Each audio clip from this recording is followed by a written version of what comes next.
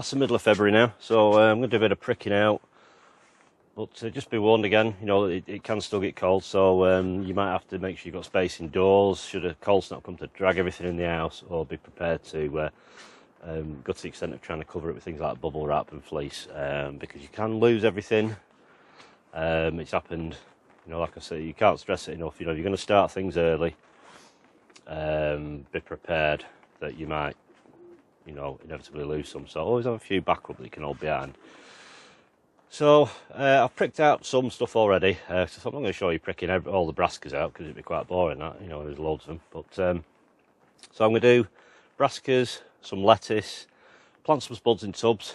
You know, I've just done some before because I had to have a tidy up in here to start making room for stuff, because you saw a few little sort of trays like this and all of a sudden the shelf's full. So you need to start arranging things. Bear in mind, your polytunnel is a bit warmer than it is outside. And you've got plants in here, seedlings, and slugs and snails will come in here because it's a bit warmer. So I would recommend checking daily, like under the edges of seed trays, lifting your actual plant pots out, because sometimes you'll find little snails and stuff, and they'll wait until it's dark, and they'll come out at night, and they'll happily munch away at your little seedlings. And then, you know, it could take you a week to 2 weeks worth of growth for a small seedling, and then you've lost that. It's inevitable, you do lose some things, but just try and keep the odds in your favour as much as you can. Right, so spuds I've got Rocket, first earlies. I've grown before, a few years ago, but I've been growing Swift. Now, when I ordered the Swift, they said they haven't got any in stock. So they sent me some Rocket, and then lo and behold, the other day, some Swift arrived as well. So they're chitting off. I don't know where all the spuds are going to go yet. I don't know if I'm going to do any main croppers in the garden, in the tubs. I don't know, because I went to B&Q the other day for the compost, and it's 10 quid for a big bag. So I can't justify it, you know, to a degree. But I'm using my own compost, you know, for these, and we'll just see how they go. Well, it's some spent compost and half my own. So we'll crack on, because it's chucking it down outside, so there's nothing to do outside, there's nothing to look at outside, it's still grim. But, you know, once this starts happening, you know, you've got about 5-6 weeks to start getting things ready out there, you know, because that's when it all goes out. Plenty of videos on chitting potatoes. You basically put your spud in daylight until you get these nice little tough. If they're really white and spindly, knock them off and get them in daylight on a windowsill.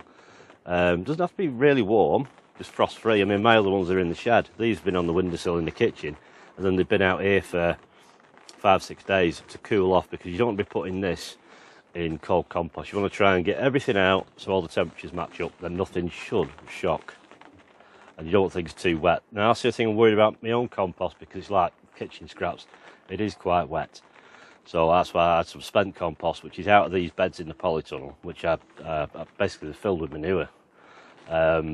Emptied them out a couple of months ago and put that in my compost bay, and I've just put a bit of that stuff in just to help thin it out and dry it up a bit. So we'll crack on, we're getting these done.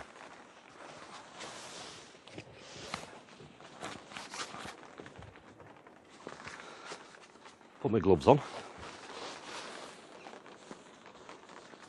because it's nice and warm in here, but it's just like I said, I've been rafting trying to tidy up in here. It's a right shit tip, but never mind. At least now I can actually walk on my path. Right, here we go. Overhead cameras should be working. Yeah, we're working. So I've got some bloodfish and bone meal. You don't have to use fertiliser, you don't want, you know, it's up to you.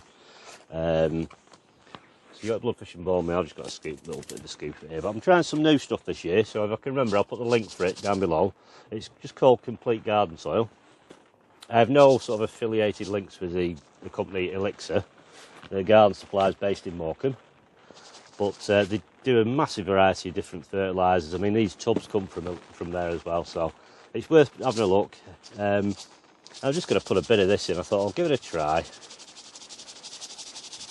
You know, if you're using bloodfish and bone meal, it's roughly about an ounce per 10 litres. You know, if you don't want to overdo it. In the bottoms of these tubs, there's about an inch of sort of 9-month-old rotted horse manure. That's just to stop the compost from dropping through the holes. So I'll get that in there. A little bit more composting, so I don't be sticking them down in the wet manure too much. Exciting like that. Some stones in that and all sorts of bits of plastic. But yeah, it's just kitchen scraps. That's the main bulk of it. But we shall see how we get on. So I've simply got handles that way, so I'm going to put the first two. Just nestle them down. So your chits are pointing upwards. So I'd only do this for first earlies, where I could put like, you could just put two in if you want, and carefully cover the top of them. Like so, and then carry on, putting a couple of inches in, or more, you know, so it ends up probably about halfway full. This will all sink down over time, but I'm not going to water it because it is quite wet, this stuff. Watering is more important when the tubers start to swell, which is a long way off. And then I'm going to get these two and nestle them in, so they end up about halfway down the pot. And simply cover them. And you know what? I'm just going to put a little bit of extra stuff in on that layer. Not much.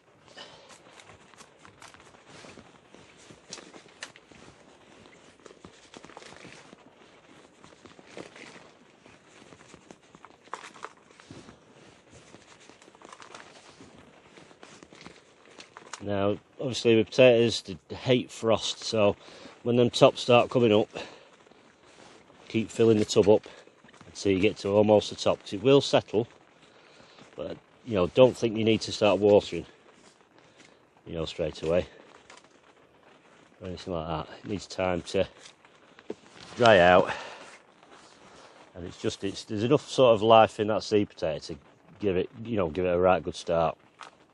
It's simple as that, really. And as I say, once that settles and you start seeing your little tops coming through, keep filling it. Keep them fleeced up until your last frost date. Just be really careful, because they're a bit big to drag in the house these, but even like layers of newspaper and card over the top will protect them to a degree. It won't necessarily kill them, but it will frost damage the tops, and they'll have to they'll be checked, which means they'll be set back because they've got to regrow again. I've got one seed potato left, but I've nowhere for it at the moment. So that's the rocket first potatoes, ready in probably, don't know, 90 days. From 80 days I'll probably start looking at these. So you kind of get in sort of May. And then can have a look how they are. Right, we'll get on with some pricking out then.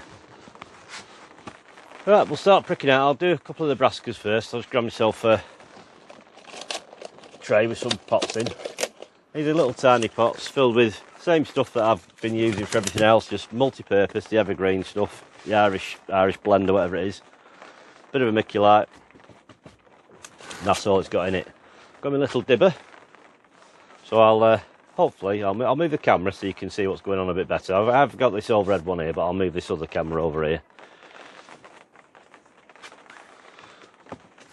Right, move the cameras around, so hopefully you'll get a bit of an idea of the pricking out. It's not really difficult or anything. You just need to be fairly careful, but you don't need to pamper your plants, because they'll be all nice and calm in here, but they're going to go out there in the brunt of it eventually. So on the calmer days, I would suggest just taking your seed trays out, let a gentle breeze blow across them. Unless if you've got a fan, you can put a fan blowing across them like they do commercially. It releases a hormone to stir them up, because they need to get ready to face the elements outside. When they've been pampered too much, they go out there, it's like, bro, it's cold, too windy, too wet, drop dead.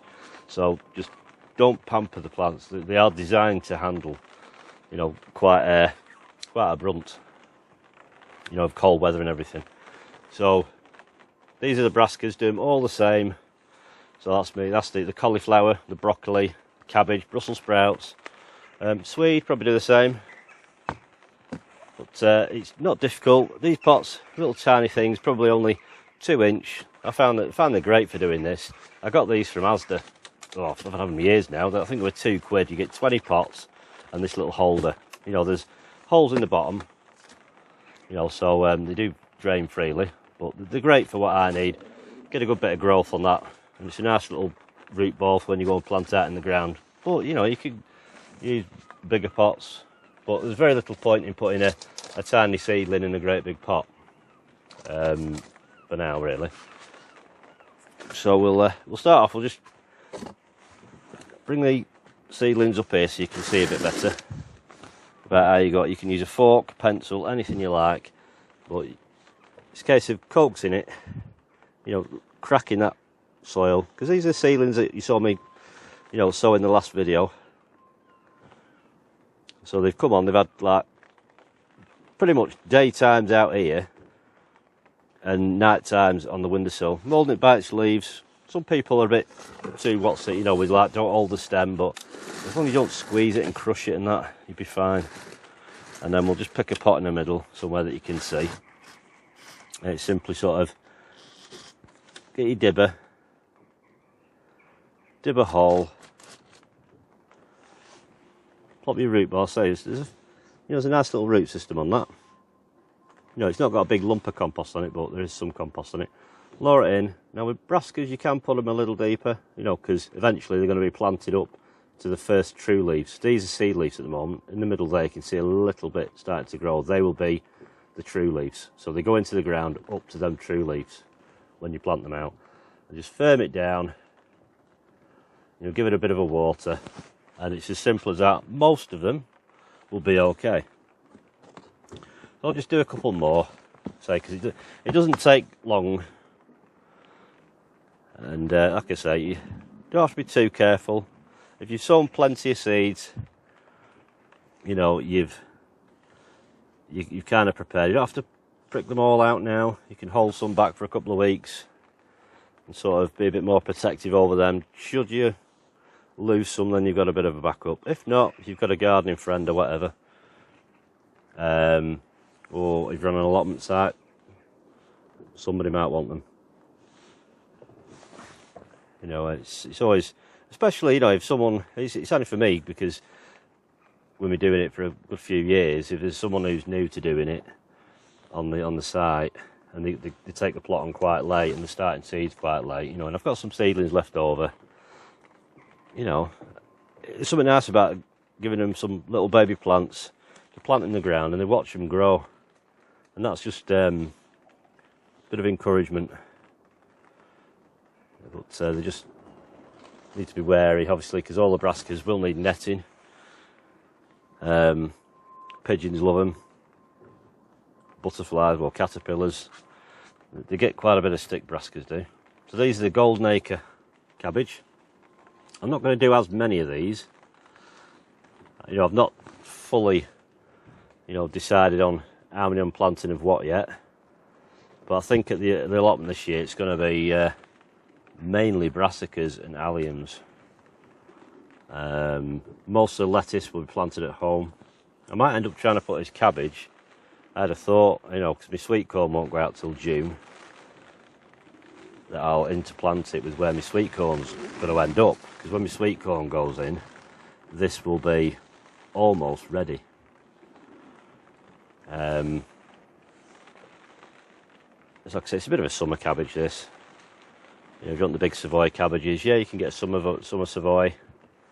You know, but them ones are usually a tough old thing that'll handle through winter. Because I've got a bed full of them at the allotment now. They're not that big. But I'll just do 10 of these for now.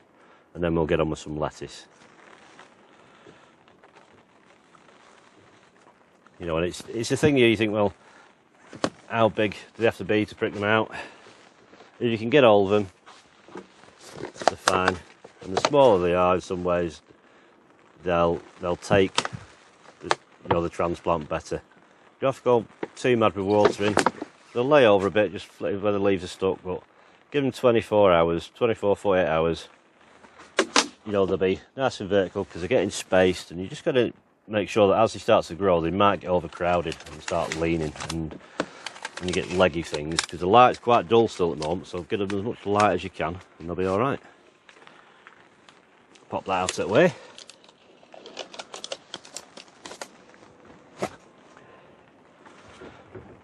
Right, I'll get some compost ready and we'll get on with some lettuce. Right, I'll do some lettuce. They're all done exactly the same. I don't know how well you can see, but these rocket are very tiny. And yeah, I'll still prick them out. There's plenty to do. Just have to be a little bit more careful with lettuce, but like I say, you don't have to be, you don't have to go over the top. So we'll do these ones first here. Got some red Grenoble and some romaine. I'll be doing a lot of romaine because the tortoise loves it, and I can't grow it fast enough because he'd quite happily eat 1 to 2 of them a day.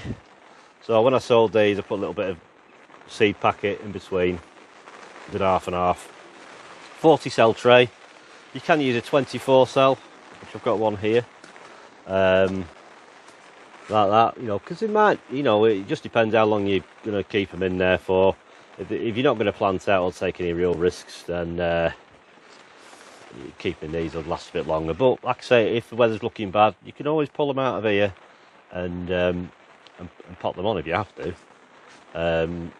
Or just sort of like get a bigger tray and lay them in next to one another, and I'll put some fresh roots out and loose compost. You know, there are ways of dealing with it. So we'll do the romaine. Quite similar to doing the cabbage in a way. Just sort of find a little area, loosen your seedlings. Use, like I say, use anything for this: a pencil, chopstick, spoon handle, fork, anything.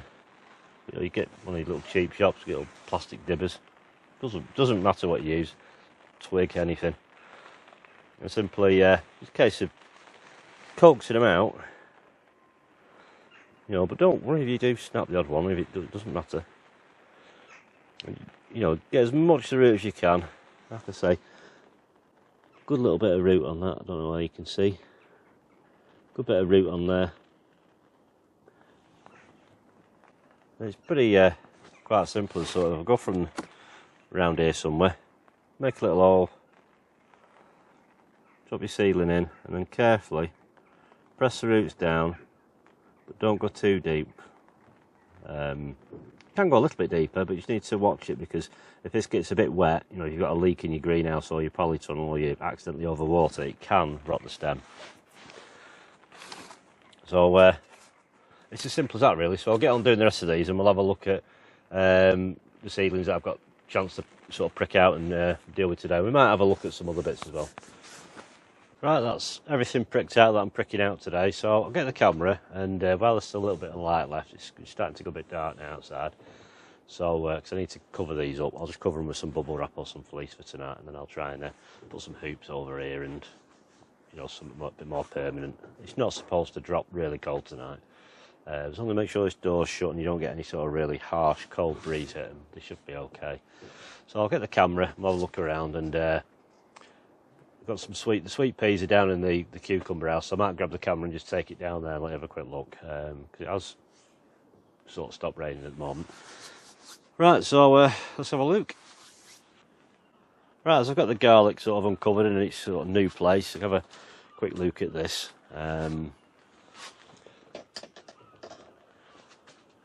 Some are come up, you know, I mean, there's some that are a bit longer than others and that, but you can kind of pick most of them up, you know, and look at the bottom. There's roots there, so it is growing, and probably if you feel around, sort of like, yeah, you feel like a hard tip, so it's growing. It just needs a little bit of warmth now to get them going, but they're growing. So if any, there might be a couple in there, but I'm pretty confident most of them will go. So I got the rocket that I've done in these 3 tubs, so there's 12 potatoes in all. That's all I'll do for the tub potatoes, rocket wise anyway. In here, what have we got in here? This is just sort of leftover stuff. Got leftover things I've been pricking out. Leeks, which are looking a bit, you know, but see how they go. I mean, I'll take this fleece off here. This is what I'm, you know, I'll use double thickness. It's pretty tough fleece, this, and I've got some bubble wrap there. And what I've done, I've moved kind of everything. All my bags of compost is all under the shelf here. So hopefully that'll give out a bit of heat, and if I can just kind of capture some of that heat, along with like a candle burning underneath somewhere and all that lot, try and put a bit of heat up here, and then it should keep all this warm. I've got a polystyrene lid off the tub down the bottom there. One, it'll take the chill off there, and two, probably reflect a bit of light onto the seedlings to help them out. You don't have to use silver, you can use it white, as long as it's nice and bright. So at the end there, we've got the full tray of 20 of the Clapton. I could probably do with some more, to be honest. So I might sow some more Clapton. Then I've got the Aquils, broccoli. I had a bit of a whoopsie daisy before and kind of clipped one, so I think I've snapped it. But I've got quite a few of them. I might sow a little tray with extra surplus, you know, just to be on the safe side. You know, these are the Aquils Calabrese as well. So I've got like 32 I was hoping for, because that's as many as I can fit in a raised bed at the allotment. And we come down this way, and then we have nothing in them at all yet. They're sort of like, no idea what's going to go in them yet, but there'll be something. Maybe tomatoes. I'll probably put tomatoes in the next size up, which will be probably next week, the tomatoes. My money makers didn't germinate at all, so them seeds must have been out of date. So I resold some more money makers last night, but they're a couple, you know, they're getting on for a couple of inches tall, a little bit leggy, but they'll be all right. So I've got the Durham Early. I've got 3 rolls of the Durham Early, which is like what Kane eats, which is like a spring green really, and then 2 of the Golden Acre, the Primo 2. Then the fiddly bits. This is the Missouri. I've got 20 of them. I've got 20 of the what's it called, Armitage Rocket, and then I've got 20 of the Grenoble Red and 20 of the Remain. Sounds a lot. Some I'll use cut and come again, and some I won't. So some of them are a trial thing, and then I've got some other ones down here I need to put a label in. I think they're called Clarion, I think they're called. Not grown them before, no idea what they look like, so I'll have to look up. Because if they're a big floppy leaf lettuce, I'll probably pick them quite soon, to be honest. But, you know, it has begun. If nothing goes wrong, they'll spend half their life in here, and the other half will be in the ground. So probably 4 weeks I'll try and keep them in here, at least 4 weeks, 4 to 6 weeks, and then they spend the rest of the time then in the ground. Probably 6 weeks in the ground, harvest, done. Next lot should be sort of ready to go in then. Onions, lost a few, not too bad, they're kind of doing okay. But a fairly good germination rate, considering I kind of lost a few. And these here are sort of what I thinned out from these, because where I dropped a few extra seeds, and I thought, oh, I'll try thinning them out, and they're picking up. But, you know, I've lost a few of the Santero, but overall, I'll have well over 100 of the Santero, hopefully. But I might end up pricking these out from these in maybe 2 or 3 weeks and putting them into this size tray.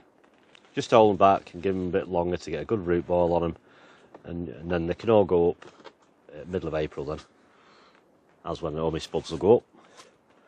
So we'll go and have a look at the sweet peas and go from there. So it started raining again, so I don't get any water on the lens. The back garden's an absolute tip at the moment. Still lots of clearing up to do.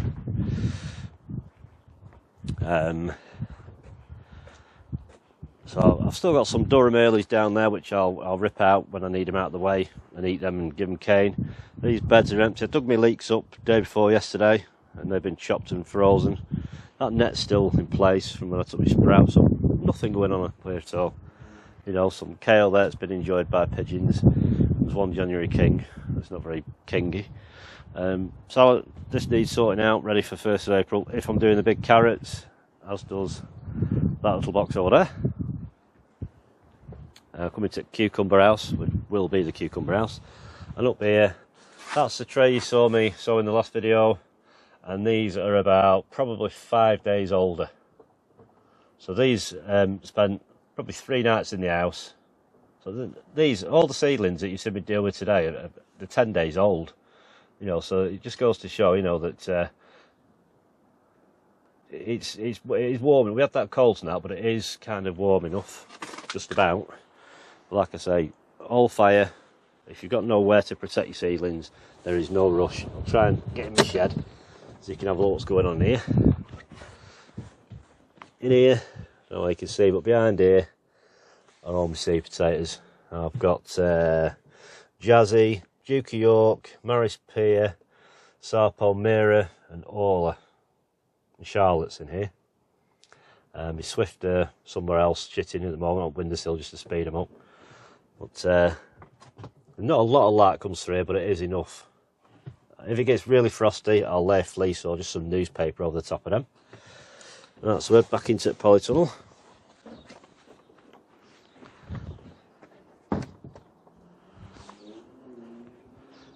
And I think that's about all the jobs that are going to get done for a few days. So I'm going to get on with some more music stuff. Get back in here. Right.